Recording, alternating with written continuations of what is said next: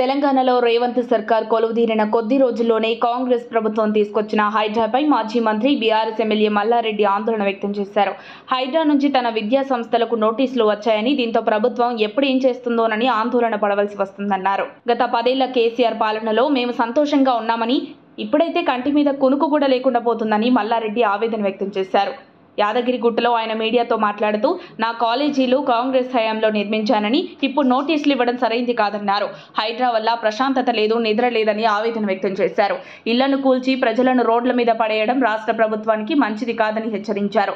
తెలంగాణలో హైడ్రా ప్రజలను భయానికి గురి చేస్తోందన్నారు. ప్రజల దృష్టి మరల్చడానికి హైడ్రాను ప్రయోగిస్తున్నారని విమర్శించారు. ఇళ్లను కూల్చివేసి ప్రజలను రోడ్లపై పడేయాల్సిన అవసరం ఏమొచ్చిందని ప్రశ్నించారు. ఎన్నికల సమయంలో కాంగ్రెస్ ఇచ్చిన హామీలను నెరవేర్చాలని డిమాండ్ చేశారు. తెలంగాణలో ఏదో యుద్ధం చేసినట్లుగా సీఎం రేవంత్ రెడ్డి హైడ్రా పేరుతో ఇళ్లను కూల్చివేస్తున్నారని విమర్శించారు. కేటీఆర్ను తిట్టడమే కాంగ్రెస్ నేతలు పనిగా పెట్టుకున్నారని విమర్శించారు.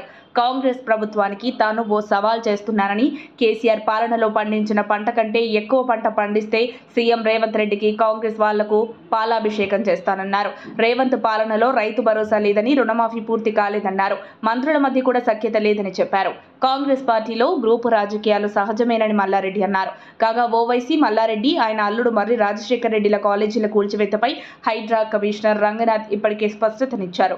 వారికి కొంత సమయం ఇస్తామని చెప్పారు. అయినప్పటికీ రాజకీయాల నేపథ్యంలో ప్రభుత్వం కూల్చివేతలపై ఎలాంటి నిర్ణయం తీసుకుంటుందోనన్న ఆందోళన వారిలో వ్యక్తమవుతోంది. మరిన్ని అప్డేట్స్ కోసం మా కాయ్ టీవీని సబ్స్క్రైబ్ చేసుకోండి. మా వీడియో కనుక మీకు నచ్చినట్లయితే లైక్ చేయండి, షేర్ చేయండి. మీ విలువైన అభిప్రాయాలను కామెంట్ బాక్స్లో తెలియజేయండి.